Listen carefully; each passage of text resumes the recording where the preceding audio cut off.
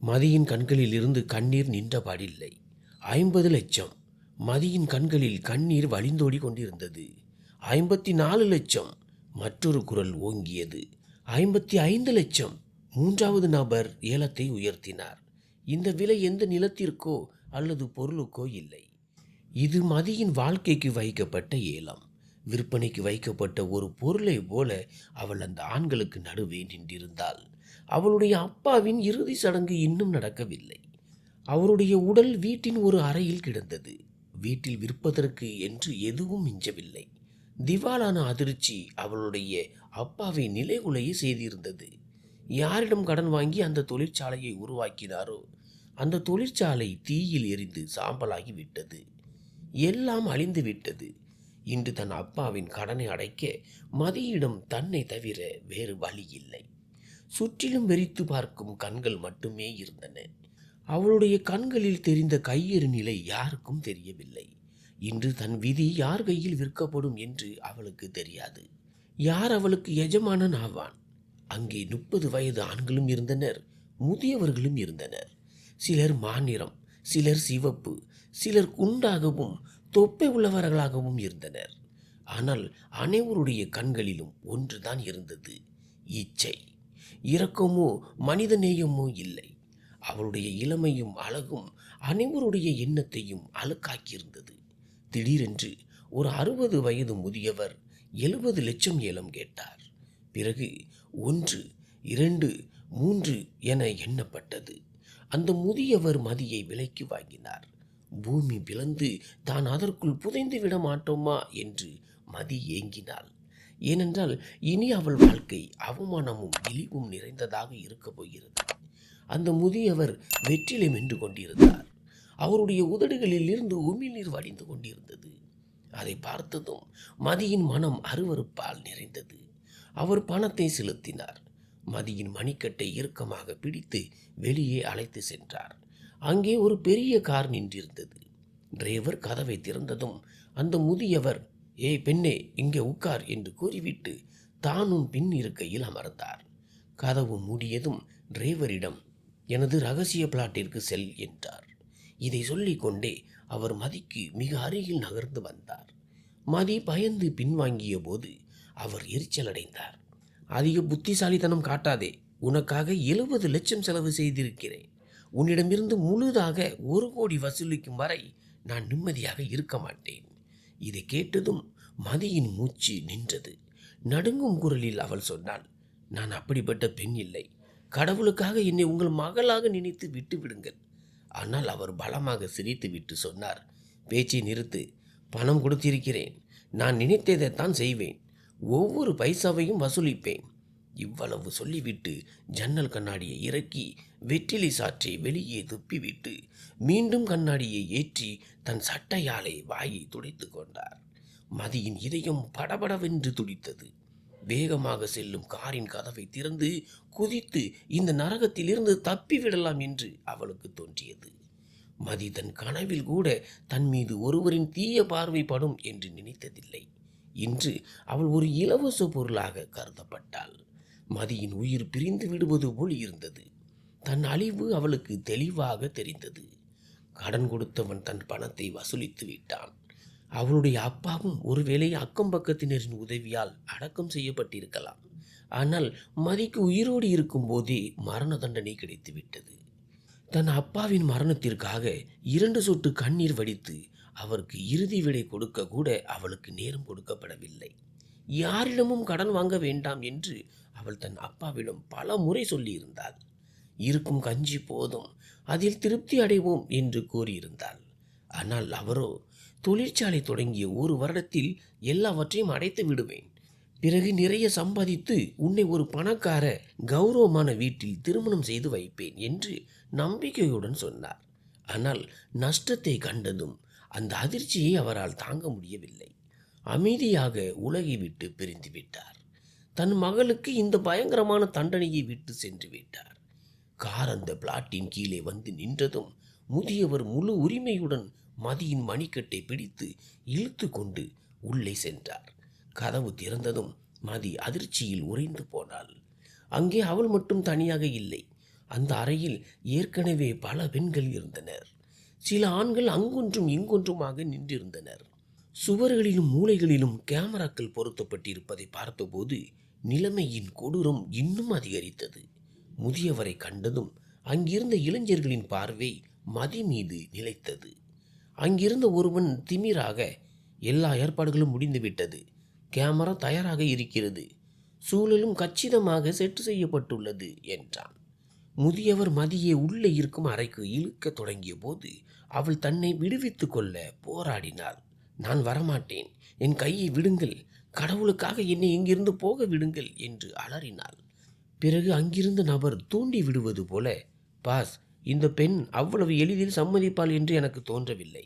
ஒரு இன்ஜெக்ஷன் போட்டு விடுவது நல்லது, அப்போதான் வீடியோ நன்றாக வரும் என்றான்.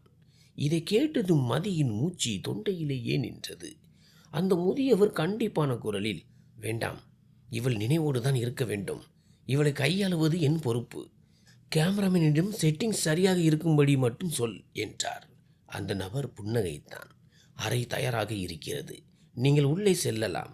அந்த முதியவர் மதியை அறைக்குள் இழுத்து சென்றபோது அங்கிருந்த பயங்கரமான சூழலை கண்டு அவள் நிலை குலைந்து போனாள். அறைக்குள் நுழைந்ததும் மதியின் நாசியில் ஒருவித அழுகிய துர்நாற்றம் வீசியது. அந்த நாற்றம் அவளுடைய சுவாசத்திற்கு இறங்குவது போல இருந்தது. அறையில் ஒரு நைட் பல்ப் மட்டுமே எரிந்து கொண்டிருந்தது. அதன் மஞ்சள் நிற ஒளி சுவர்களில் விசித்திரமான நிழல்களை உருவாக்கி கொண்டிருந்தது. எங்கும் நிசப்தம் நிலவியது. அது காதுகளை துளைப்பது போல இருந்தது. ஒரு மூலையில் கேமராமேன் கையில் கேமராவுடன் நின்றிருந்தான். அவனது முகம் உணர்ச்சியற்று இருந்தது. இதெல்லாம் அவனுக்கு தினமும் நடக்கும் ஒரு கூத்தை போல தெரிந்தது. அந்த முதியவர் ஒரு நிமிடம் கூட தாமதிக்கவில்லை. மதியை வலுக்கட்டாயமாக இழுத்து படுக்கையின் மீது இரக்கமில்லாமல் வீசினார். மதியின் உடல் படுக்கையில் மோதிய போது அவளது ஆன்மாவே நடுங்கியது. அவள் எழ முயன்றாள். ஆனால் பயமும் சோர்வும் அவளது பலத்தை பிடுங்கிக் கொண்டது போல இருந்தது. முதியவர் கேமராமேனை பார்த்து அதிகார தொனியில் உத்தரவிட்டார். கவனமாக இரு, என் முகம் பிரேமில் வரக்கூடாது, இந்த பெண் மட்டுமே தெரிய வேண்டும். கேமராமேன் எவ்வித தயக்கமும் இன்றி, ஓகே பாஸ், அப்படியே ஆகட்டும் என்று கூறிவிட்டு கேமராவை சரி செய்ய தொடங்கினான். அந்த இயந்திரத்தின் மெல்லிய சத்தம் மதியின் இதய துடிப்போடு மோதுவது போல இருந்தது. பிறகு அவர் படுக்கையில் அவள் அருகில் வந்தார். மதி தனது முழு பலத்தையும் திரட்டி தன்னை தற்காத்து கொள்ள முயன்றாள். அவள் அழுதாள், துடித்தாள், மீண்டும் மீண்டும் தன்னை விடுவித்துக் கொள்ள போராடினாள். அந்த போராட்டத்தின் போது அவளுடைய உடைகள் சில இடங்களில் கிழிந்தன. அவளுடைய கையேறு நிலை இன்னும் வெளிப்படையாக தெரிந்தது.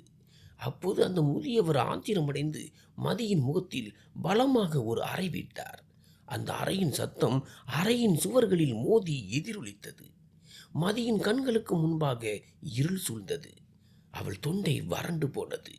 யாரோ தன் உடலில் இருந்து இரத்தத்தை எல்லாம் பிழிந்து எடுத்து விட்டது போலவும் தான் உள்ளுக்குள் நொறுங்கிக் கொண்டிருப்பது போலவும் அவள் உணர்ந்தாள்.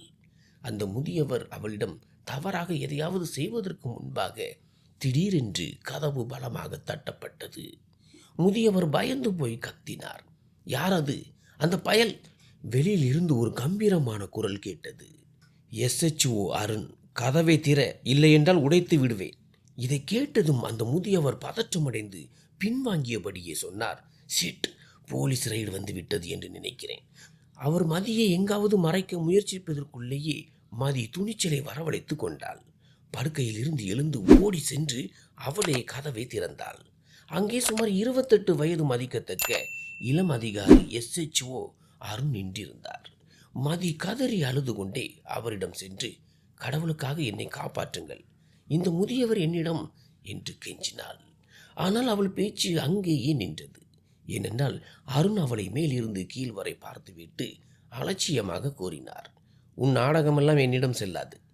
பிறகு பின்னால் திரும்பி மற்ற போலீஸ்காரர்களுக்கு உத்தரவிட்டார். பெண் போலீஸை வர சொல்லுங்கள், எல்லா பெண்களையும் ஒரு வாகனத்திலும் இந்த ஆண்களை மற்றொரு வாகனத்திலும் ஏற்றுங்கள். இவர்களை கையும் களவுமாக பிடிக்க நீண்ட நாட்களாக காத்திருந்தேன். போலீஸ்காரர்கள் துப்பாக்கியை காட்டி அனைவரையும் ஒருவராக கீழே அழைத்து சென்றனர். அந்த முதியவர் அருண் அருகில் வந்து ரகசியமாக கூறினார், இன்ஸ்பெக்டர், எங்களது செல்வாக்கு மேலிடம் வரை இருக்கிறது. இதற்காக நீ வருத்தப்படுவாய். பணத்தை வாங்கி கொண்டு எங்களை விட்டுவிடு, உனக்கும் லாபம். இதற்கு பதிலாக அருண் அவர் முகத்தில் பலமாக ஒரு அறை விட்டார். அவர் தூக்கி வீசப்பட்டார். அருண் ஆத்திரத்துடன் கூறினார், இந்த லஞ்ச ஆசையை வேறு யாரிடமாவது காட்டு. எனக்கு என்ன நடக்கும் என்பதை பிறகு பார்த்து கொள்ளலாம். ஆனால் நான் இருக்கும் வரை உங்களுக்கு என்ன நடக்கும் என்று நீங்கள் கற்பனை கூட செய்திருக்க மாட்டீர்கள். அருண் தனது சட்டத்தை தானே உருவாக்குபவன். பிறகு கண்டிப்புடன், அனைவரையும் வண்டியில் ஏற்றுங்கள், இவர்களை நான் விடமாட்டேன் என்றார். மதி பெண் போலீசுடன் கீழே சென்றிருந்தாள். அங்கே மேலும் 5-6 பெண்கள் இருந்தனர். அனைவருடைய நிலையும் மோசமாக இருந்தது. சிறிது நேரத்தில் அவர்கள் காவல் நிலையத்தை அடைந்தனர். அங்கிருந்த ஒரே சிறை அறையில் அனைத்து பெண்களும் அடைக்கப்பட்டனர். அங்கிருந்த ஒரு பெண் கசப்பான குரலில் சொன்னால், முடிந்தது எல்லாம். முன்னால் கிணறு, பின்னால் நெருப்பு. மதி அப்பாவிதனமாக அவளிடம் சென்று, என்ன சொல்கிறாய்? நல்லதுதானே நடந்தது. போலீஸ் நம்மை விட்டு விடுவார்கள் என்றாள். அந்த பெண் ஒரு சிறு புன்னகையுடன் கூறினாள், நீ ரொம்பவும் அப்பாவியாக இருக்கிறாய். போலீஸ் அவ்வளவு எளிதாக விடமாட்டார்கள். அங்கே அந்த முதியவர் உனது மானத்தை விலை பேசி கொண்டிருந்தார். இங்கே இவர்கள் விசாரணை என்ற பெயரில் அதையே செய்வார்கள். இதை கேட்டதும் மதியின் முகம் வெளுத்தது. தன் வாழ்நாள் முழுவதும் அவள் தன்னை திரைக்கு பின்னாலேயே மறைத்து வைத்திருந்தாள். கல்லூரிக்கு கூட துப்பட்டா அணிந்துதான் செல்வாள். இவ்வளவு அழுக்கான பேச்சுக்களையும் கீழ்த்தரமான எண்ணங்களையும் அவள் அதுவரை அறிந்ததில்லை. தான் மற்றொரு வலையில் சிக்கி கொண்டதை அவள் இப்போது உணர்ந்தாள். யாரிடம் உதவி கிடைக்கும் என்று எதிர்பார்த்தாலோ அந்த போலீசிடம் இருந்த நம்பிக்கையும் உடைய தொடங்கியது. சிறிது நேரத்திற்கு பிறகு விசாரணைக்காக ஒவ்வொரு பெண்ணாக அருணிடம் அழைக்கப்பட்டனர். உள்ளே செல்லும் எந்த பெண்ணும் திரும்பி வரவில்லை.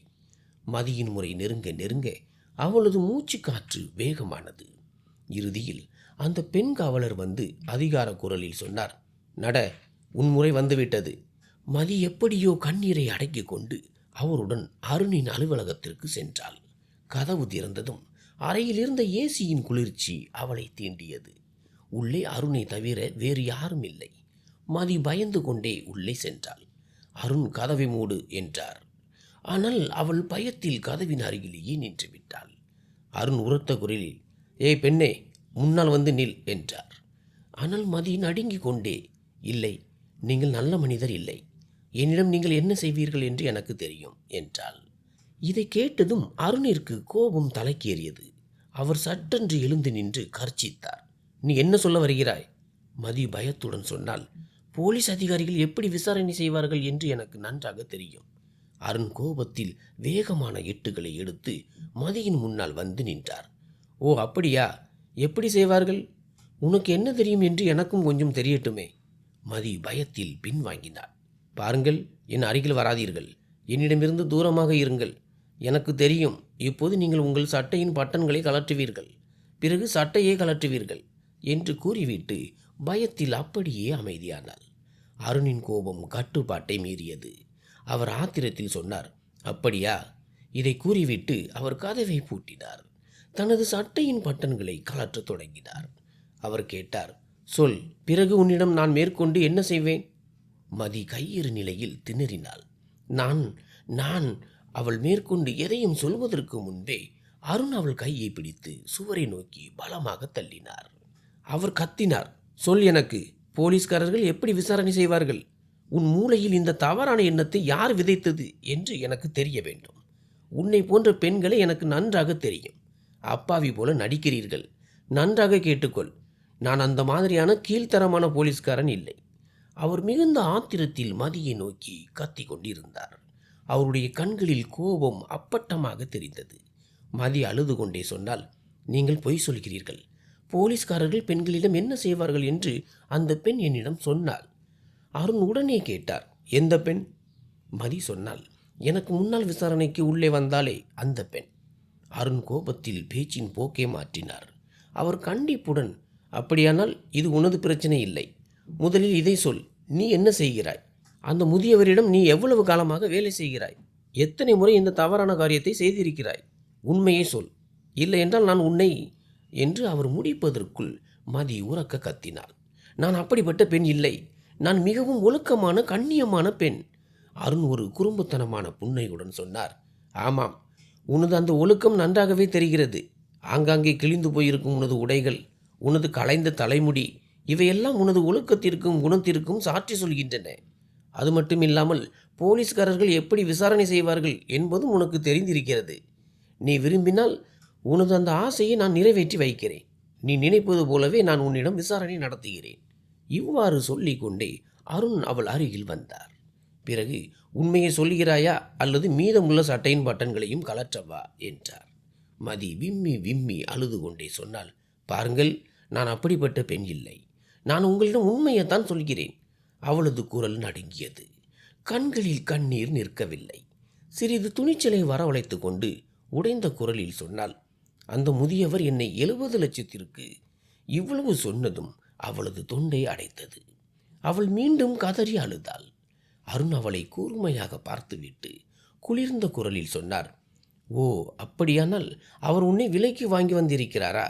எந்த இடத்திலிருந்து உன்னை வாங்கினார்? இப்போது உன்னை எங்கே விற்கப் போகிறார்? அவருடைய கேள்விகளில் சந்தேகமும் ஒருவித கடுமையும் இருந்தன. பிறகு அவர் சற்று குனிந்து, பார் பெண்ணே, உண்மையை சொல்லிவிடு. நான் உன்னை விட்டு விடுகிறேன். இதற்கு முன் வந்த 5 பெண்களும் உண்மையை சொன்னதால் தான் அவர்களை நான் போக விட்டேன் என்றார். மதியின் நிலைமை இன்னும் மோசமானது. அவள் எதை சொல்வாள்? அவளுக்கே எதுவும் தெரியாது. அவள் கையெறி நிலையில் தலையசைத்து சொன்னாள், எனக்கு எதுவும் தெரியாது. நான் உண்மையைத்தான் சொல்கிறேன். அந்த முதியவர் என்னை இப்போதுதான் அழைத்து வந்தார். நல்ல வேளையாக நீங்கள் வந்துவிட்டீர்கள். போலீஸ் வந்துவிட்டது. இனி நான் பாதுகாப்பாக இருப்பேன் என்று தான் நினைத்தேன் என்று சொல்லும் போதே அவள் குரல் தழுதழுத்தது. பிறகு பயத்துடன் தொடர்ந்தாள், ஆனால் அந்த பெண் நீங்களும் கெட்டவர்கள் என்று சொன்னாள். நான் உண்மையைத்தான் சொல்கிறேன். அருணின் முகத்தில் அதிருப்தி தெரிந்தது. அவர் சொன்னார், நீ மிகவும் சிறியவள். உனது பேச்சாலும் செய்கையாலும் என்னை ஏமாற்ற பார்க்கிறாய். நான் உன்னை விடமாட்டேன். அவர் பேசிக் கொண்டிருக்கும் போதே கதவு தட்டப்பட்டது. அருண் எரிச்சலுடன் தனது சட்டையின் பட்டன்களை போட்டுக்கொண்டு கதவை திறந்தார். அங்கே ஒரு காவலர் நின்று கொண்டிருந்தார். அவர், சார், மேலிடத்திலிருந்து ஃபோன் வந்திருக்கிறது. அனைவரையும் விட்டுவிடும்படி ஐஜி சொல்கிறார். இல்லையென்றால் விளைவு நல்லதாக இருக்காது என்கிறார் என்றார். அருண் ஆத்திரத்துடன், இந்த மேலிடத்து ஃபோன்களால் நான் மிகவும் சலித்து போய்விட்டேன். நான் யாரையும் விடமாட்டேன். அந்த முதியவரை மட்டும் கண்டிப்பாக விடமாட்டேன் என்றார். பிறகு மதி பக்கம் திரும்பி கண்டிப்பான குரலில் சொன்னார், ஏய் பெண்ணே, எவ்வளவு சீக்கிரம் முடியுமோ இங்கிருந்து கிளம்பு. இனி இது போன்ற தவறான காரியங்களில் ஈடுபடாதே. மதி உடனடியாக வெளியே வந்தாள். ஆனால் காவல் நிலையத்திற்கு வெளியே கால் வைத்ததும் அவளது கால்கள் தரையோடு ஒட்டி கொண்டன. எங்கே செல்வது என்று அவளுக்கு தெரியவில்லை. எங்கே செல்வது? தனது மானமும் உயிரும் பாதுகாப்பாக இருக்கும்படியான வழி எது? இருண்ட சாலைகள், மூடப்பட்ட கடைகள் மற்றும் நிசப்தம் என அனைத்தும் அவளை இன்னும் பயமுறுத்தின. சிறிது நேரம் கழித்து அருணும் வெளியே வந்தார். அவர் தனது காரை நோக்கி சென்று கொண்டிருந்த போது அவரது பார்வை மதி மீது விழுந்தது. அவர் கேட்டார், நீ இன்னும் போகவில்லையா? மதி வெறித்த கண்களுடன் அவரை பார்த்து, எனக்கு யாருமே இல்லை, நான் எங்கே போவேன்? நீங்கள் என்னை எங்காவது விட்டு விடுங்கள் என்றாள். அருண் சில நொடிகள் அமைதியாக இருந்தார். பிறகு சொன்னார், இப்போது நான் வீட்டிற்கு சென்று கொண்டிருக்கிறேன். எப்படியும் இரவு வெகு நேரம் ஆகிவிட்டது. ஒன்று செய், நீ என்னுடன் என் வீட்டிற்கு வா. காலையில் நான் உன்னை ஒரு காப்பகத்தில் சேர்த்து விடுகிறேன். மதி அதிகம் யோசிக்காமல் காரின் முன்கதவை திறந்து அமர்ந்தாள். அருண் அவளை தனது வீட்டிற்கு அழைத்து வந்தார். அவர்கள் வந்து சேர்ந்தபோது இரவு 3 மணி ஆகிவிட்டது. அவரது அம்மா உறங்கி கொண்டிருந்தார். வீட்டில் 5 அறைகள் மட்டுமே இருந்தன. ஒரு சாப்பாட்டு அறை மற்றும் ஒரு வரவேற்பு அறை. மற்றொரு அறை, அதை அவரது அம்மா பூட்டியே வைத்திருப்பார். விருந்தினர்கள் வரும்போது மட்டுமே அது திறக்கப்படும். இப்போது 2 அறைகள் மட்டுமே மிஞ்சியிருந்தன. அவர் அந்த பெண்ணை தனது அம்மாவின் அறைக்கு அனுப்ப விரும்பவில்லை. அதனால் அவளை தனது அறைக்கு அழைத்து சென்றார். இதை பார்த்த மதி பயந்து போனாள்.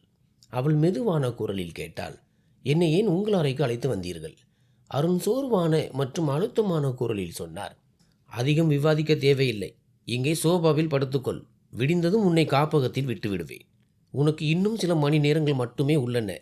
அம்மா எழுவதற்கு முன்பே நான் உன்னை அங்கே விட வேண்டும். என் தலைவலி மட்டும் இல்லாமல் இருந்திருந்தால் இப்போதே உன்னை விட்டு விட்டு வந்திருப்பேன். நான் 1 வாரமாக இரவும் பகலும் வேலை செய்து கொண்டிருக்கிறேன். இப்போது எனது திட்டத்தில் நான் வெற்றி பெற்றபோது ஐஜி அவர்களுக்கு ஞாபகம் வந்திருக்கிறது. இவர்கள் இப்போது எங்களை சுதந்திரமாக வேலை செய்ய விடுவார்கள் என்று தெரியவில்லை. எப்போது எங்களை போன்றவர்களால் இத்தகைய குற்றவாளிகளையும் தீமைகளையும் முற்றிலுமாக ஒழிக்க முடியும் என்று தெரியவில்லை. மேலும் பார், நீ இதற்கு முன்பு என்ன செய்திருந்தாலும் அந்த வாழ்க்கையை விட்டுவிட்டு விலகுவதுதான் உனக்கு நல்லது. இனி நல்ல காரியங்களை செய். ஒருவேளை உனது தவறுகள் மன்னிக்கப்பட்டு ஒரு நல்ல வாழ்க்கையை வாழ உனக்கு வாய்ப்பு கிடைக்கலாம். இவ்வாறு கூறிவிட்டு அவர் தனது படுக்கையில் படுத்து கொண்டார். தனது முதுகுக்கு பின்னால் இருந்த மற்றொரு தலையணையை தரையில் வீசினார். பிறகு சுவரை நோக்கி திரும்பி படுத்தபடி சொன்னார், அங்கே சுவரை நோக்கி திரும்பி படுத்துக்கொள். அதன் பிறகு அவர் தனது படுக்கையில் இருந்து ஒரு கம்பளியை எடுத்து அந்த பெண்ணிடம் கொடுத்து, இதை போர்த்திக்கொள் என்றார். மதி அந்த போர்வையை போர்த்தி கொண்டு உறங்கினார். காலையில் அறைக்கதவு பலமாக தட்டப்பட்டது.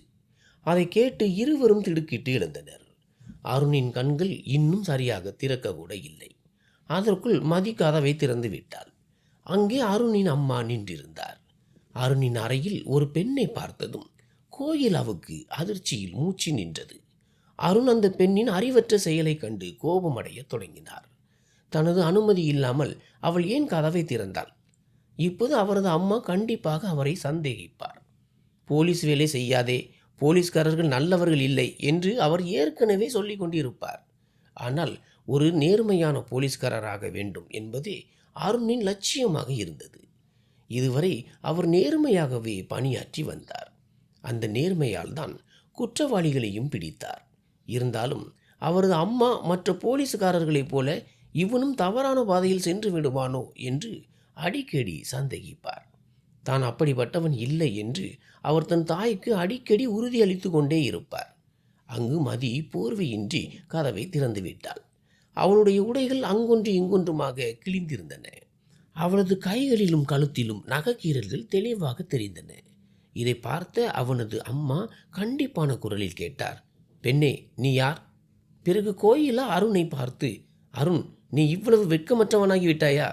ஒரு இரவை கழிப்பதற்காக ஒரு பெண்ணை வீட்டிற்கே அழைத்து வந்து விட்டாயே. அருண் உடனடியாக எழுந்து பதற்றத்துடன் சொன்னான், அம்மா, அப்படி ஏதுமில்லை. ஆனால் மதியின் மூளையில் ஒரு யோசனை தோன்றியது. அதன் மூலம் அவள் தன் மானத்தை காப்பாற்றிக் கொள்ள முடியும் என்று நினைத்தாள். அருண் ஏதேனும் சொல்வதற்கு முன்பே மதி கோயிலாவை கட்டி அணைத்து கொண்டு கதறி அழுதாள். உங்கள் மகன் என்னை அழித்து விட்டார். நான் யாரிடமும் முகம் காட்ட முடியாதபடி செய்து விட்டார் என்றாள். இதை கேட்டதும் அருண் அதிர்ச்சியில் உறைந்து போனார். கோயிலா கோபத்துடன் அருணை வெறித்து பார்த்தார். அவர் கண்டிப்புடன் கேட்டார், ஏ பெண்ணே, நீ என்ன சொல்கிறாய்? அருண் பதற்றத்துடன், ஏய், நீ ஏன் பொய் சொல்கிறாய் என்றார். அம்மாவிடம் உண்மையை சொல். நான் ஏன் உன்னை இங்கே அழைத்து வந்தேன் என்று உண்மையை சொல். ஆனால் மதி அழுது கொண்டே சொன்னாள், ஓர் இரவை கழிப்பதற்காகத்தானே அழைத்து வந்தீர்கள், வேறு எதற்காக? பிறகு அவள் கோயிலாவை பார்த்து சொன்னாள், பாருங்கள் அம்மா, நான் ஒரு கண்ணியமான குடும்பத்தை சேர்ந்த பெண். என் அப்பா கடன் வாங்கி ஒரு தொழிற்சாலையை தொடங்கினார். ஆனால் அந்த தொழிற்சாலை தீப்பிடித்து எரிந்து விட்டது. அந்த அதிர்ச்சியை அவரால் தாங்க முடியாமல் அவர் இறந்து விட்டார். ஆனால் கடன் கொடுத்தவர்களுக்கு பணம் தேவைப்பட்டது. அதனால் அவர்கள் என்னை ஏலமிட்டார்கள். ஒரு முதியவர் என்னை விலைக்கு வாங்கி ஒரு விடுதிக்கு அழைத்து சென்றார். ஆனால் அப்போது இவர் அங்கே சோதனை நடத்தினார். போலீஸ்காரர்கள் என் மானத்தை காப்பாற்றுவார்கள் என்று நான் நினைத்தேன். இவர் மற்ற எல்லா பெண்களையும் போக அனுமதித்தார். ஆனால் என்னை மட்டும் தன்னுடன் இங்கே அழைத்து வந்து இரவில் என்னுடன் இப்படி சொல்லிவிட்டு அவள் மீண்டும் விம்மி விம்மி அழத் தொடங்கினாள். கோகிலா கோபத்துடன் சொன்னார், அருண், உனக்கு வெட்கமாக இல்லையா? நீ போலீஸ்காரனாகி விட்டாய். இப்போது உன் செயல்களும் அவர்களைப் போலவே இருக்கும் என்று நான் முன்பே நினைத்தேன். அதனால்தான் உன்னை தடுத்தேன். அருண் விளக்கம் அளிக்க முயன்றார். அம்மா, இந்த பெண் பொய் சொல்கிறாள். இவள் நடத்தையற்றவள், பொய்யான பெண். நான் இவளை தொடக்கூட இல்லை. இவளை காப்பாற்றி காப்பகத்தில் சேர்ப்பதற்காகத்தான் அழைத்து வந்தேன். கோகிலா காரமான குரலில் சொன்னார், இவள் வாழ்க்கையை சீரழித்து விட்டு நீ என்ன நினைக்கிறாய்? உனக்கு நான் ஆலோசனை வழங்கவில்லை, கட்டளையிடுகிறேன். நீ யாரை சீரழித்தாயோ அதே பெண்ணை திருமணம் செய்து கொள். இதை கேட்டதும் அருணின் இரத்தம் கொதித்தது. மதியின் கழுத்தை நெரித்து கொன்றுவிடலாம் என்பது போன்ற ஆத்திரம் அவனுக்கு வந்தது. எவ்வளவு எளிதாக அவள் அருணை தன் அம்மாவின் கண்களில் ஒரு கெட்ட மனிதனாக சித்தரித்து விட்டாள். அருண் கண்டிப்புடன் மறுத்து சொன்னார், இது ஒருபோதும் நடக்காது. இந்த பொய்யான நடத்தையற்ற பெண்ணை நான் திருமணம் செய்ய மாட்டேன். இதற்கு கோகிலா இன்னும் கடுமையான குரலில் கூறினார், நீ எப்படி திருமணம் செய்யாமல் இருக்கிறாய் என்று நான் பார்க்கிறேன். நீ இந்த பெண்ணை திருமணம் செய்யவில்லை என்றால் என் பிணத்தை தான் பார்ப்பாய். இதை கூறிவிட்டு கோகிலா தன் கண்ணீரை துடைத்து கொண்டு மதியை அணைத்து கொண்டார். பிறகு அவளை தன்னுடன் அறைக்கு வெளியே அழைத்து சென்றார். அங்கே அருண் தன் தலையை பிடித்து கொண்டு அமர்ந்திருந்தான். சரியான நேரத்தில் தன் தாயின் முன்னிலையிலேயே தன்னை அசிங்கப்படுத்திய அந்த பெண்ணின் மீது அவனுக்கு கடும் கோபம் வந்தது. அவனால் தன் தாய்க்கு முன்னால் எதுவும் பேச முடியவில்லை. ஏற்கனவே அவர் பார்வையில் அருண் பொய்யனாக மாறிவிட்டான். அந்த பெண்ணை தன் கைகளாலேயே கொன்றுவிட வேண்டும் என்று அவனுக்கு தோன்றியது. அவன் ஒரு நேர்மையான போலீஸ்காரன். தன் மனைவி புத்திசாலியாகவும் நல்ல எண்ணம் கொண்டவளாகவும் இருக்க வேண்டும் என்று ஆசைப்பட்டான். ஆனால் இந்த பெண் செய்த காரியம் மன்னிக்க முடியாதது. தன் தாய்க்கு முன்னால் அவன் எந்த எதிர்ப்பும் காட்டாமல் அமைதியாக திருமணம் செய்து கொண்டான். ஆனால் திருமணம் முடிந்த உடனேயே மதி அருண் அறையில் தூங்க மாட்டேன் என்று திட்டவட்டமாக சொன்னாள். அவள் பயப்படுவது போல நடித்து, எனக்கு அவரை பார்த்தால் பயமாக இருக்கிறது என்றாள். தான் பொய் சொன்னது அருணுக்கு தெரியும் என்பதால் அவர் தன்னை சும்மா விடமாட்டார் என்பது அவளுக்கு தெரியும். மதி கோகிலாவிடம் கெஞ்சினாள். தயவு செய்து அம்மா, என்னை உங்கள் அறையிலேயே வைத்து கொள்ளுங்கள். நான் உங்கள் அறையில் தரையிலேயே படுத்துக்கொள்கிறேன். ஆனால் அவர் அறைக்கு செல்ல மாட்டேன். கோகிலா வருத்தத்துடன் சரி, அப்படியே ஆகட்டும் என்றார். பிறகு அருண் பக்கம் திரும்பி, அருண், உன்னிடமிருந்து இதை நான் எதிர்பார்க்கவில்லை. இந்த பெண்ணுக்கு அப்படி என்ன செய்தாய்? அவள் உன் முகத்தை கூட பார்க்க விரும்பவில்லை என்றார். அருண் என்ன சொன்னாலும் அவன் தாய் அதை நம்ப போவதில்லை. அதனால் அவன் அமைதியாக தன் அறைக்குள் சென்றான். கோபத்தில் கதவை பலமாக சாத்தினான். ஆனால் அந்த பெண்ணுக்கு பாடம் புகட்ட வேண்டும் என்று மனதிற்குள் முடிவு செய்தான். இரவு முழுவதும் கோபத்தில் அவன் இரத்தம் கொதித்தது. சங்கிலி தொடராக சிகரெட்டு பிடித்து கொண்டிருந்தான். ஒரு பக்கம் அந்த முதியவரை விடுவிக்கும்படி ஐஜியிடம் இருந்து அழுத்தம் வந்தது. ஆனால் அந்த முதியவர் இன்னும் அருணின் பிடியில் தான் இருந்தார்.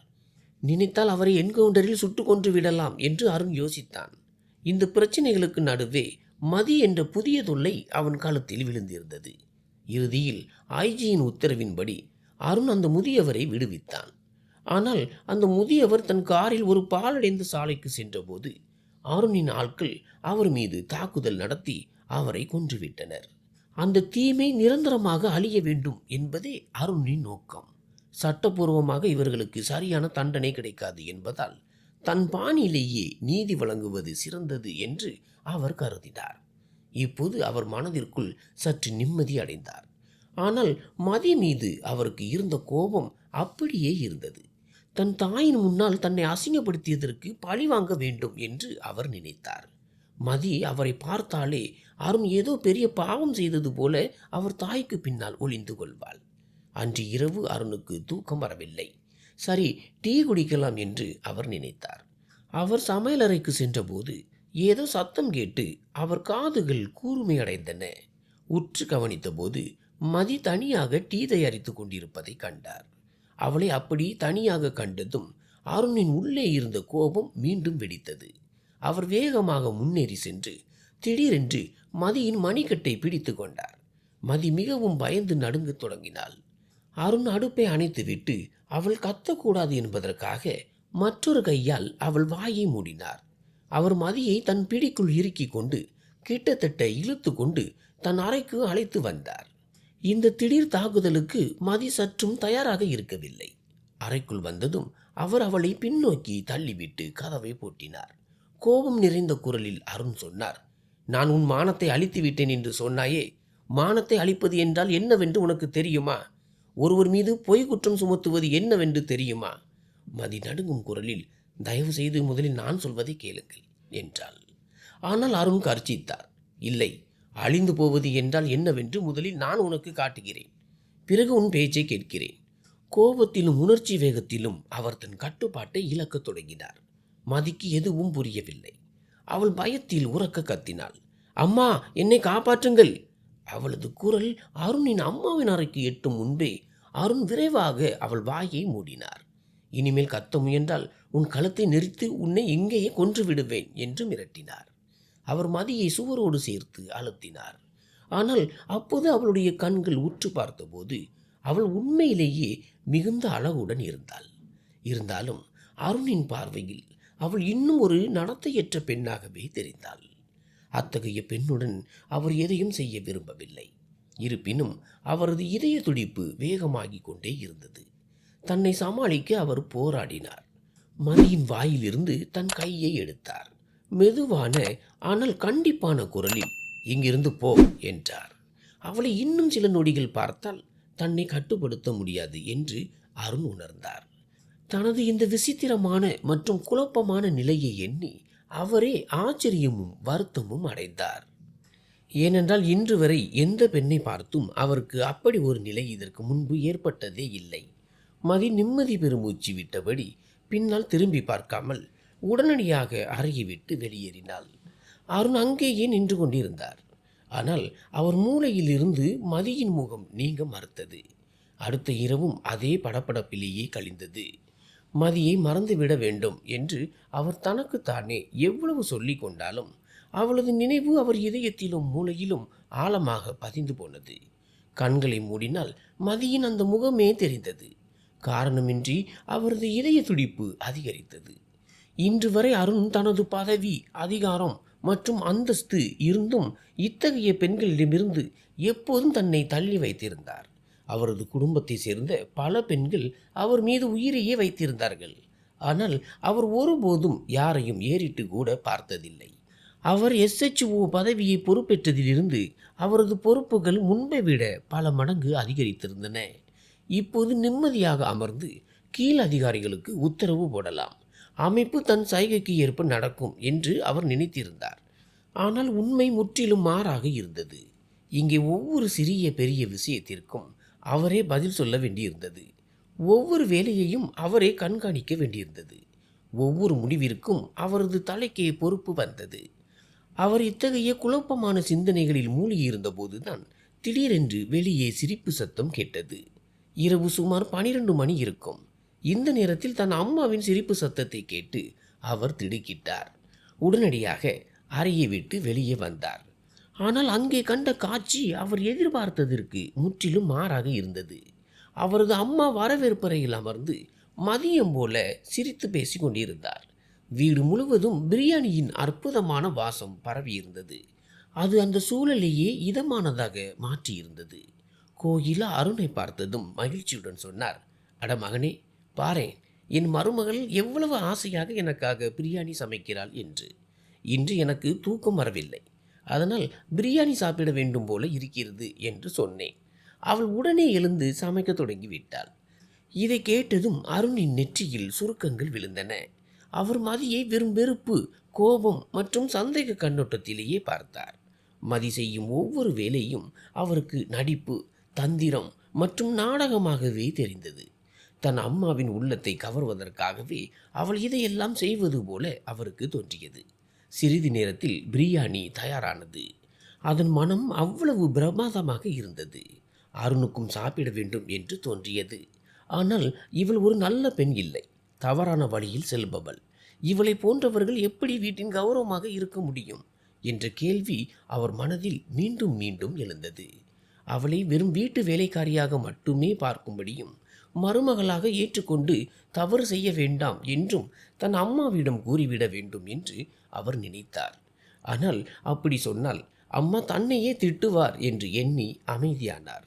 அவரது தாயை கட்டாயப்படுத்தி ஒரு ஸ்பூன் பிரியாணியை அவர் வாயில் ஊட்டிய போது அருண் முற்றிலும் நிலைகுலைந்து போனார்.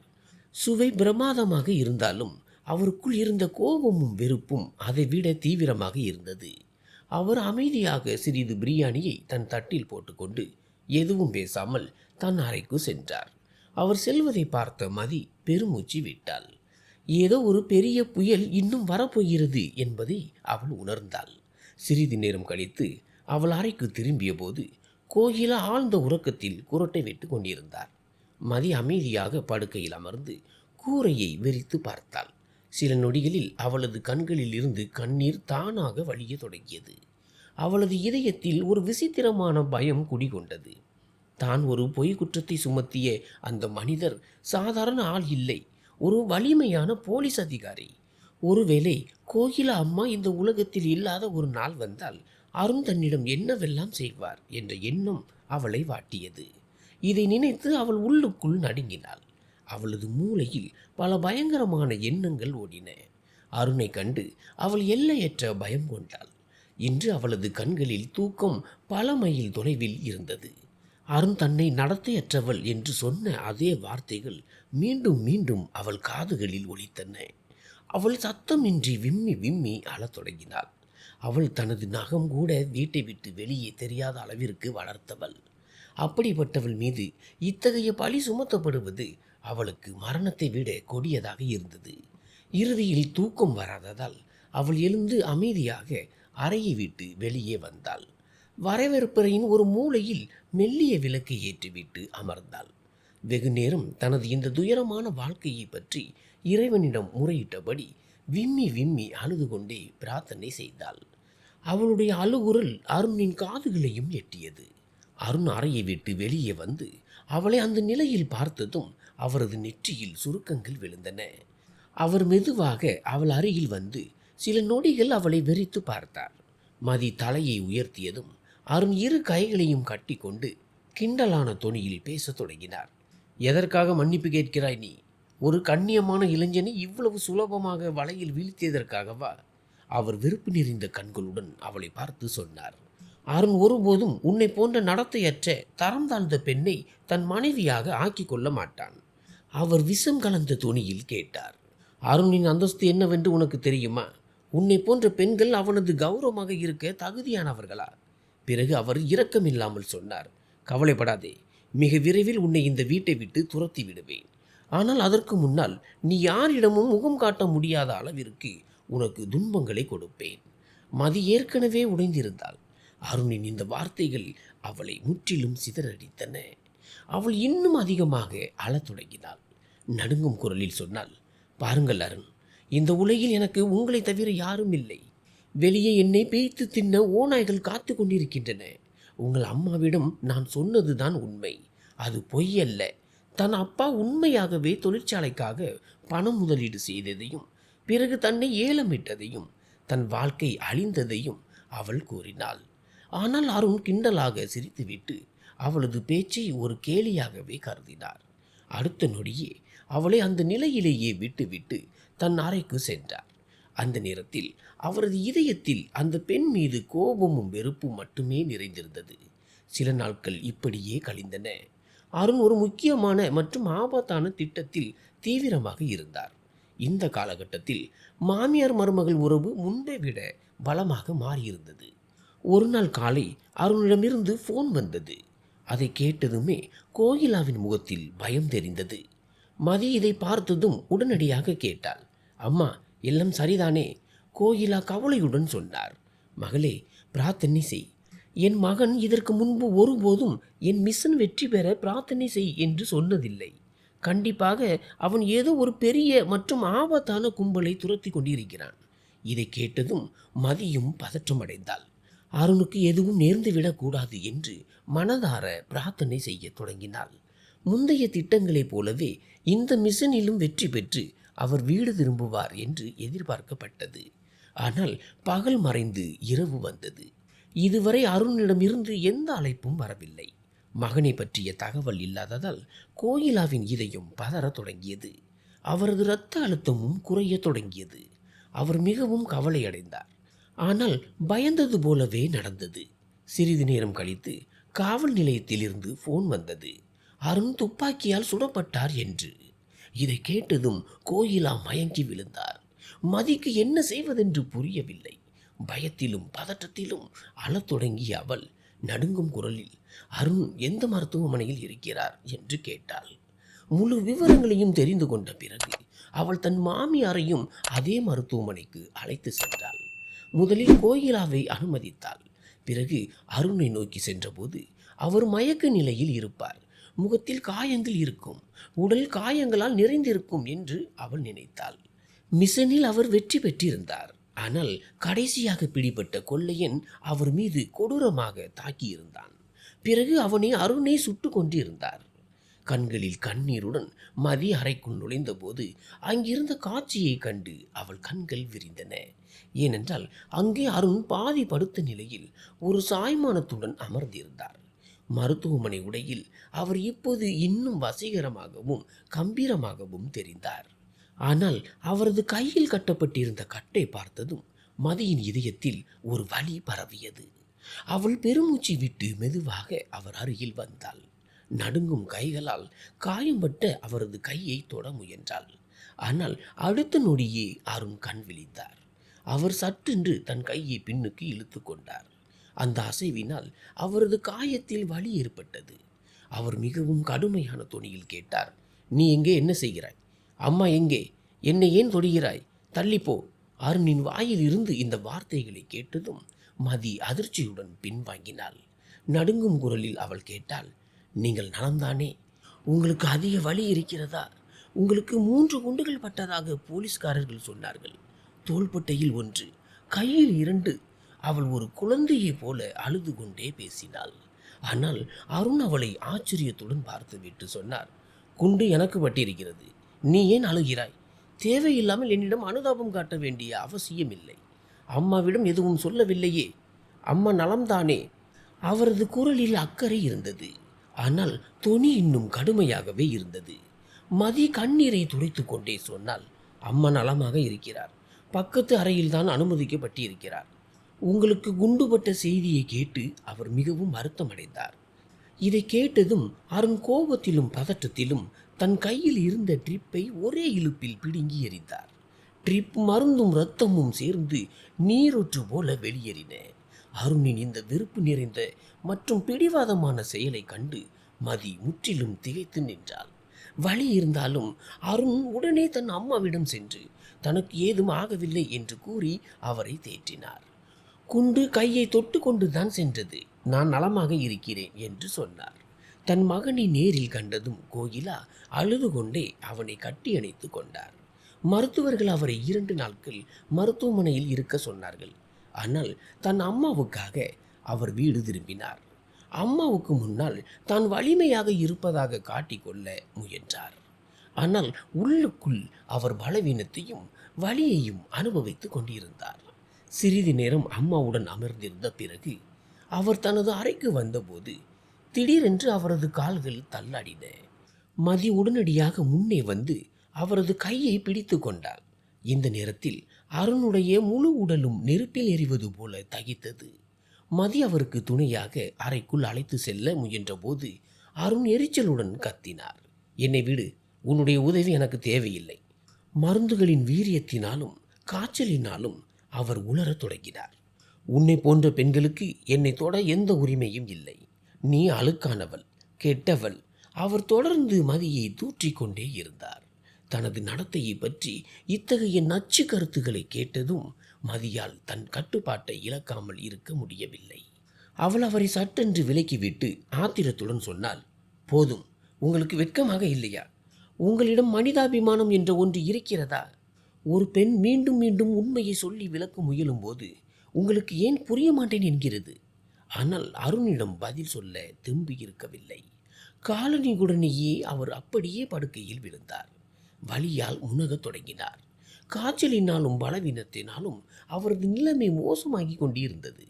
படுக்கையில் மோதியதால் அவரது கைகட்டில் இருந்து லேசாக இரத்தம் கசிய தொடங்கியது. அது மெதுவாக படுக்கை விரிப்பில் பரவியது. அவர் வலியால் துடித்தார். ஆனால் மதி கோபத்துடனும் உடைந்த மனதுடனும் அவரை அதே நிலையில் விட்டுவிட்டு வெளியே வந்தாள். தனது நடத்தையை திரும்ப திரும்ப சந்தேகப்படும் தன்னை தூற்றும் ஒருவனுக்காக தான் ஏன் மனைவியின் கடமைகளை செய்ய வேண்டும் என்று அவள் யோசித்தாள். ஆம், அவரை திருமணம் செய்தது அவளது கட்டாயம். ஆனால் அதற்காக தொடர்ந்து அவளது கௌரவத்தை சிதைப்பது சரியா? அவள் அறையை விட்டு வெளியே வந்து கதவை பலமாக சாத்திவிட்டு மற்றொரு அறையில் சென்று படுத்து கொண்டாள். ஆனால் அருணின் வலியுடனான முனகல் சத்தம் அவளது காதுகளில் ஒலித்து கொண்டே இருந்தது. அவளது மனசாட்சி அவளை உறுத்தியது. என்னவாக இருந்தாலும் அவர் அவளது கணவன். அவர் உண்மை தெரியாமல் இருக்கிறார். காய்ச்சலில் தவிக்கிறார். அவரது தாய் தனக்கு இவ்வளவு அன்பும் மரியாதையும் கொடுத்திருக்கும் போது தானும் மனிதாபிமானம் காட்ட வேண்டும். இதை எண்ணி அவள் மீண்டும் எழுந்து அந்த அறையை நோக்கி சென்றாள். உள்ளே சென்று பார்த்தபோது அவரது கைகட்டு முழுவதும் இரத்தமாக இருந்தது. இரத்தம் படுக்கையிலும் பரவ தொடங்கி இருந்தது. அவள் வேகமாக அருணின் அருகில் வந்து முதலில் அவரது காயத்திற்கு மருந்திட்டாள். அவருக்கு அதிக வலி ஏற்படாதவாறு மிகவும் மென்மையாக கட்டை சரி செய்தாள். அதன் பிறகு காய்ச்சல் குறைய வேண்டும் என்பதற்காக குளிர்ந்த நீர் துணிகளை அவரது நெற்றியில் வைக்க தொடங்கினாள். இருந்தபோதிலும் அருணுக்கு பெரிய நிம்மதி கிடைக்கவில்லை. அவரது உடல் முழுவதும் கடுமையான காய்ச்சலால் தகித்தது. அவர் அமைதியின்றி புரண்டு கொண்டிருந்தார். மதி ஒரு நிமிடம் திகைத்து போனாள்.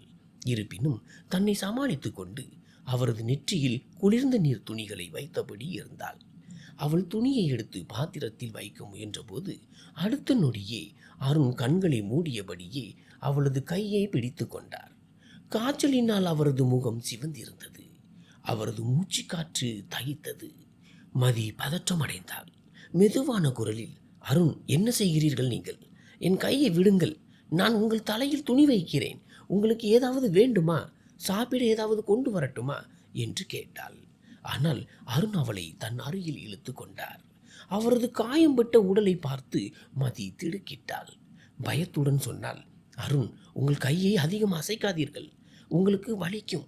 இப்போது உங்களுக்கு கடுமையான காய்ச்சல் இருக்கிறது. நீங்கள் பிடிவாதம் பிடிக்காமல் 2 நாட்கள் மருத்துவமனையிலேயே இருந்திருக்கலாம். அருணின் நிலைமை இன்னும் மோசமாகி விடுமோ என்று அவள் பயந்தாள். அருண் மெல்லிய முனகளுடன் அவளிடம் ஒருவித ஆறுதலை தேடிக்கொண்டிருந்தார். சிறிது நேரத்திற்கு பிறகு காய்ச்சல் குறைந்ததும் மதியை தன் கைகளுக்குள் அணைத்தபடியே அவர் உறங்கி போனார். அடுத்த நாள் காலை அருண் கண் விழித்த போது அவரது உடல்நிலை முன்பை விட தேறியிருந்தது. தன் அருகில் மதியை பார்த்ததும் ஒரு நிமிடம் அவர் அதிர்ச்சியில் உறைந்து போனார். முதலில் இது கனவோ என்று நினைத்தார். ஆனால் கண்களை கசக்கிவிட்டு மீண்டும் அந்த சூழலை பார்த்தார். அவர் கண்டிப்பான குரலில் கேட்டார், என் அருகில் என்ன செய்கிறாய்? உனது நோக்கம் என்ன? ஏற்கனவே என் மீது பழி சுமத்தி விட்டாய். இப்போது இன்னும் பெரிதாக ஏதோ செய்யத்தான் அருகில் வந்தாயா? அருணின் இந்த கசப்பான வார்த்தைகளை கேட்ட மதி மிகுந்த வேதனையும் மனக்காயமும் அடைந்தாள். அவள் எதையும் பேசாமல் அமைதியாக அறையை விட்டு வெளியே சென்றாள். ஆனால் அவள் அந்த தாய்க்கும் மகனுக்கும் செய்த பணிவிடையை கண்டு கோயிலா நெகிழ்ந்து போனார். அவர் அன்புடன் சொன்னார், நம் சொந்த குடும்பத்து பெண்கள் கூட இவ்வளவு அர்ப்பணிப்போடு பணிவிடை செய்ய மாட்டார்கள். அந்த அளவிற்கு இந்த பெண் செய்திருக்கிறாள். அருண் அமைதியாக தன் அம்மாவின் பேச்சை கேட்டுக்கொண்டு பெருமூச்சு விட்டார். இந்த நேரத்தில் அந்த பெண் தன் அம்மாவின் பார்வையில் நல்லவளாக தெரிந்தாலும் அவள் தனக்கு கிடைத்த விதம் அவரது மனதில் ஆழமாக பதிந்திருந்தது. மதி நல்ல நடத்தையுள்ள பெண் இல்லை என்பது அவரது அசைக்க முடியாத எண்ணமாக இருந்தது. அவர் விரும்பினாலும் அவரால் அவளை நேசிக்க முடியவில்லை.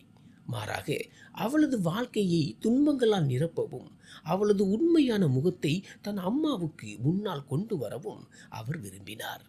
நீங்கள் இவ்வளவு மரியாதை கொடுக்கும் இந்த பெண் அதற்கு தகுதியானவளே இல்லை என்று அவர் நினைத்தார். அவரது இதயத்தின் ஒரு மூலையில் அவளது அன்பு துளிர்விட துடித்தாலும் அவரது அகங்காரமும் சிந்தனையும் அதற்கு அனுமதி தரவில்லை. தவறான நடத்தையுள்ள ஒரு பெண்ணை அருண் எப்படி தன் மனைவியாக ஏற்றுக்கொண்டு அவள் மீது அன்பை பொழிய முடியும்? அருண் இன்று வரை எந்த பெண்ணையும் ஏறிட்டு கூட பார்த்ததில்லை. அன்று வேலைகளை எல்லாம் முடித்த பிறகு மதி குளியலறைக்கு சென்றபோது அங்கிருந்த சவர் வேலை செய்யவில்லை. அதில் ஏதோ அடைப்பு ஏற்பட்டிருந்தது. கோகிலா சொன்னார், மகளே, உனது உடைகளை எடுத்துக்கொண்டு அருண் அறைக்கு சென்று குளித்துக்கொள். எப்படியும் அவன் இப்போது வீட்டில் இல்லையே. உடல்நிலை தேறியதும் அருண் மீண்டும் பணிக்கு சென்றிருந்தார். மதி சற்று தயக்கத்துடனேயே தனது உடைகளை எடுத்துக்கொண்டு அருண் அறைக்கு சென்றாள். குளித்து முடித்த பிறகு அவள் தனது கூந்தலை துண்டால் துவட்டி கொண்டு எதையோ முணுமுணுத்தபடி வெளியே வந்தவள் அங்கிருந்த காட்சியை கண்டு திகைத்து நின்றாள். அங்கே படுக்கையில் அமர்ந்து அருண் தனது காலணிகளை கழற்றி கொண்டிருந்தார். அவரது பார்வை மதி மீது விழுந்ததும் அவரது கண்கள் அப்படியே நிலைத்தன. ஆனால் மதி பார்வையை தவிர்த்துவிட்டு அறையை விட்டு வெளியேற முயன்றபோது அருண் அவளை தடுத்து நிறுத்தினார். ஏளனமான தொனியில் கேட்டார், எங்கே செல்கிறாய்? இங்கே நில். இன்று நீ மிகவும் பொலிவாக தெரிகிறாயே. உன் முகத்தில் இவ்வளவு பிரகாசம் எதற்காக? மதி பதற்றமடைந்தாள். அவள் வேகமாக, இல்லை, அப்படி ஒன்றும் இல்லையே. நான் இப்போதுதான் குளித்துவிட்டு வந்தேன் என்றாள். ஆனால் அவர் ஒவ்வொரு எட்டாக எடுத்து வைத்து அவள் அருகே வந்து கனத்த மற்றும் அதிகார தொனியில் அவர் சொன்னார், இன்றிரவை உன்னுடன் வண்ணமயமாக கழிக்க விரும்புகிறேன். இதை கேட்டதும் மதியின் முகம் வெளுத்து போனது. அவள் நடுங்கிக் கொண்டே, எனக்கு உங்களுடன் அப்படி எதையும் செய்ய விருப்பமில்லை என்றாள். அவர் ஏளனமாக சொன்னார், ஏன் எப்போதும் மனைவி மனைவி என்று சொல்லிக் கொண்டிருக்கிறாயே? மனைவியின் கடமை என்பது வெறும் பெருக்கி கோலமிடுவதும் சமைப்பதும் துணி துவைப்பதும் மட்டுமல்ல, கணவனை மகிழ்ச்சியாக வைப்பதும் கூடத்தான். இன்றிரவு நான் உன்னுடன் என் நேரத்தை செலவிட விரும்புகிறேன். இதை கேட்ட மதி நிலை குலைந்து போனாள். ஒரு பக்கம் அந்த பயந்த சுபாவம் கொண்ட மென்மையான பெண், மறுபக்கம் அதிகாரமிக்க பலசாலி அருண் நின்றிருந்தார். அவள் பதற்றத்துடன் சொன்னாள், என்னை விட்டு விடுங்கள். படங்கள் மற்றும் சீரியல்களில் நாயகன் நாயகிக்கு செய்வது போல நீங்கள் எனக்கு செய்வீர்கள் என்று எனக்கு தெரியும். நீங்கள் எனக்கு துன்பம் தருவீர்கள், என்னிடம் தவறாக நடப்பீர்கள். ஆனால் நீங்கள் என்னை நேசிக்கும் வரை நான் என்னை உங்களிடம் ஒப்படைக்க மாட்டேன். அவளது பேச்சை கேட்டு அவர் சிரித்துவிட்டு அலட்சியமாக கூறினார், உன்னை போன்ற பெண்ணை யார் காதலிப்பார்கள்? நான் உன்னுடன் நேரத்தை கழிக்க மட்டுமே விரும்புகிறேன். காதலும் நானுமா? ஒருபோதும் இல்லை. இவ்வளவு அடம் பிடிக்காதே.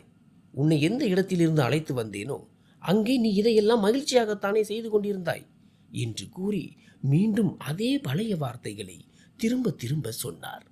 மெல்ல மெல்ல அவரது கோபம் வேறொரு உணர்வாக மாறத் தொடங்கியது.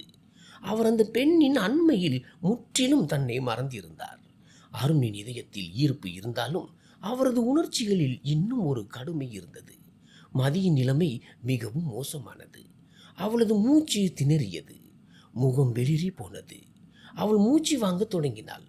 இதற்கிடையில் அருணிற்கு திடீரென்று ஒரு ஆழ்ந்த உண்மை புரிந்தது. கடந்த 2 மாதங்களாக தான் யாரை சந்தேக கண்ணத்துடனும் பழிச் சொற்களுடனும் பார்த்து வந்தாரோ, யார் மீண்டும் மீண்டும் தனது உண்மையை நிரூபிக்க முயன்றாலோ, அவள் உண்மையில் அப்பாவி மற்றும் கன்னித்தன்மை மாறாதவள் என்பது அவருக்கு புரிந்தது. இதை உணர்ந்த அடுத்த நொடி அவரது கடுமை குறைந்து அணுகுமுறையில் மென்மை வந்தது. மதி பயத்திலும் அதிர்ச்சியிலும் ஒரு கல்லை போல உறைந்து போனாள். அவளால் கத்தவும் முடியவில்லை, பதில் சொல்லவும் முடியவில்லை. தனது தவறை உணர்ந்த அருண் குற்ற உணர்ச்சியுடன் மன்னிப்பு கேட்க தொடங்கினார். தனது சந்தேகம், வேலை மற்றும் தவறான புரிதல்கள் காரணமாக அவளை தவறாக எடை போட்டு விட்டதாக கூறி வருந்தினார். ஆனால் மதியின் இதயத்தில் ஆழமான வலியும் உடைந்த நம்பிக்கையும் மட்டுமே மிஞ்சியிருந்தது. அடுத்த நொடியே அவள் விம்மி விம்மி அழுது கொண்டே அவர் செய்ததை ஒருபோதும் மறக்க முடியாது என்று கூறினாள். எனக்கு விவாகரத்து வேண்டுமென்றால் கொடுத்து விடுங்கள். ஏனென்றால் எனது கௌரவமும் மனதும் ஆழமாக புண்பட்டு விட்டது என்று நடுங்கும் குரலில் சொன்னாள். வலியிலும் பலவீனத்திலும் முனகியபடி அவள் கால்கள் தள்ளாடின. கண்களுக்கு முன்னால் இருள் சூழ்ந்தது, தலை சுற்றியது. அருண் அவளை தாங்க முயன்றார். ஆனால் மதி அவரிடமிருந்து விலகி மற்றொரு அறைக்கு சென்றாள். அருண் தன் தலையை பிடித்து கொண்டு அங்கேயே அமர்ந்து விட்டார். இந்த பெண் இவ்வளவு காலம் சொன்னதெல்லாம் உண்மை என்று இப்போது அவர் உணர்ந்தார். ஆனால் அவர் என்ன செய்வார்? சந்தேகிப்பதும் ஒவ்வொரு விஷயத்தையும் ஆழமாக ஆராய்வதும் அவரது காவல்துறை பயிற்சியின் ஒரு அங்கமாகும். அவர் தனது நேரத்தின் பெரும்பகுதியை பொய் மற்றும் துரோகம் நிறைந்த கதைகளை கூறும் குற்றவாளிகளுக்கு இடையிலேயே கழித்தவர். அப்படி இருக்க ஆரம்பத்தில் பொய் சொல்லி திருமணம் செய்து கொண்ட இந்த பெண் உண்மை பேசுகிறாள் என்பதை அவரால் எளிதில் நம்ப முடியவில்லை. அருண் வெட்கத்திலும் வருத்தத்திலும் மூழ்கி அப்படியே படுக்கையில் உறங்கி போனார்.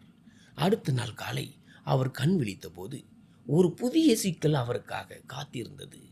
அவரது அம்மா பதற்றத்துடன் ஓடி வந்து, மகனே, மதி எங்கே? வீடு முழுவதும் தேடிவிட்டேன், அவளை காணவில்லை. எங்கே போனாள்?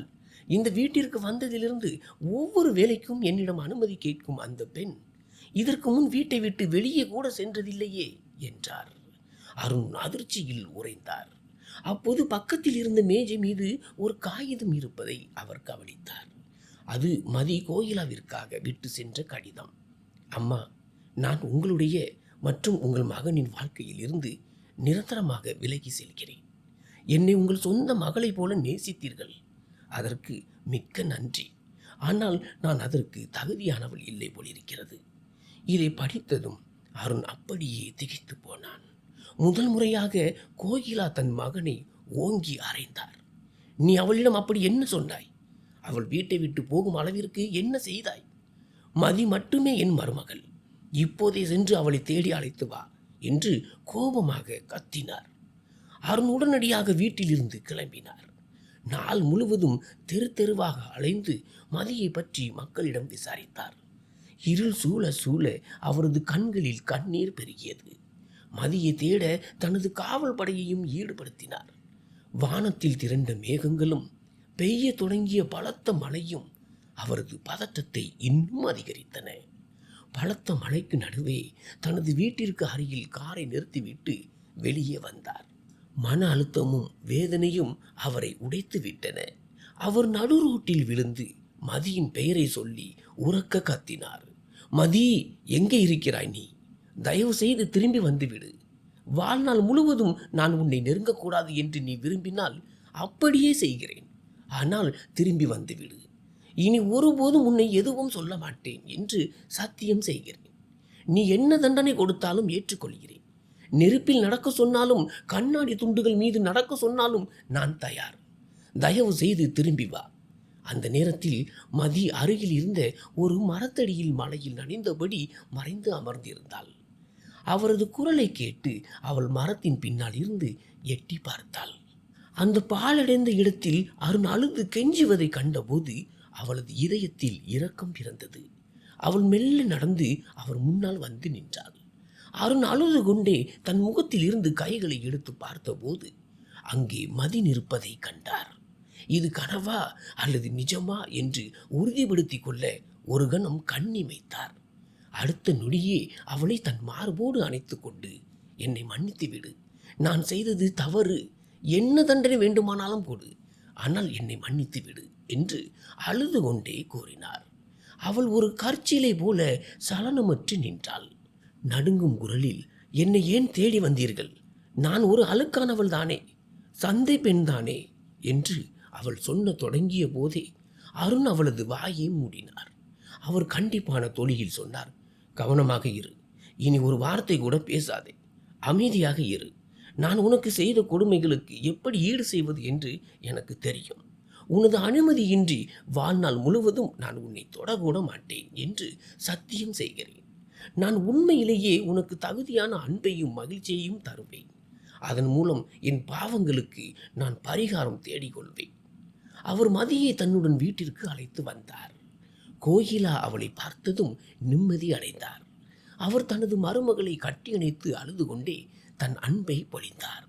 சில நாட்கள் இருவருக்கும் இடையே அமைதி நிலவியது. ஆனால் மெல்ல மெல்ல நிலைமை சீராகி அவர்களது உறவில் நெருக்கம் ஏற்பட்டது. இதை கவனித்த கோகிலா புன்னகையுடன் கேட்டார், என்ன விஷயம்?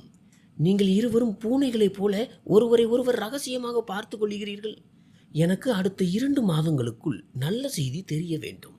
இந்த கண்ணாமூச்சி விளையாட்டை நிறுத்துங்கள். அன்று கோகிலா தனது மகனின் மணப்பெண்ணை தனது கைகளாலேயே அலங்கரித்தார். மதியை ஒரு மணப்பெண் போல தயார் செய்து அறையில் அமர வைத்தார். அருண் பணியில் இருந்து திரும்பிய போது அவரை நேராக அறைக்குள் செல்ல அனுமதிக்கவில்லை.